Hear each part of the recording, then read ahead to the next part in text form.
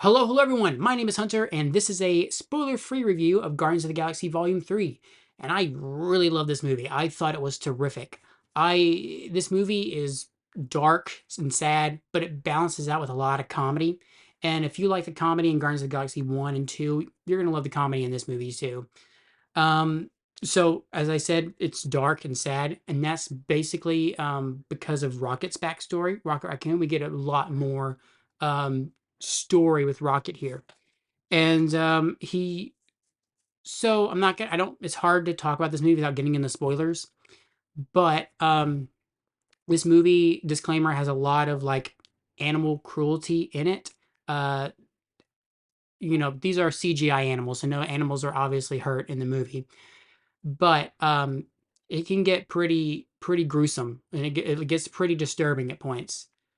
Uh, but the lightheartedness and the comedy again really kind of even it out a bit. And Rocket's storyline was very interesting. I wasn't bored with it. It was it was just interesting to watch with great characters in his backstory. The thing I wish with Rocket in this movie is that we got more of adult Rocket, and if you watch the movie, you understand why I'm saying I wish we could get more of adult Rocket. But besides Rocket, I want to talk about all the other characters. But I want to talk a bit more about the other characters as well, obviously, such as Star-Lord, Gamora, Nebula, Mantis, Drax, Groot. All of these characters get such good character development in this movie. Every single one of them was utilized perfectly. Now, the story is a lot more about Rocket. Rocket probably gets the most character development in this entire movie, but every other character is getting character development. And every single character's development throughout this entire movie is very satisfying. I thought they were all handled perfectly. One of my favorite parts of this movie is the costume design and then just like the world design. I mean, this is a very interesting movie to look at and watch. Very weird alien creatures and all kinds of stuff. And it's just it's very fun to watch with all of these different elements in the movie. The action's good as usual with the Guardians of the Galaxy. I mean, we get so many crazy action fight sequences that are really impressive. Next, I'm going to talk about the High Evolutionary, the big villain of the movie, and he is an incredible villain. He's insane. He's unpredictable. He's extremely strong, and I mean, he's definitely a force that the Guardians are going to have trouble dealing with. I wouldn't say he's probably as strong as maybe the Guardians' previous villains, but I do think he's more interesting than the previous villains. I do think the stakes feel a bit lower with this movie than the previous two movies.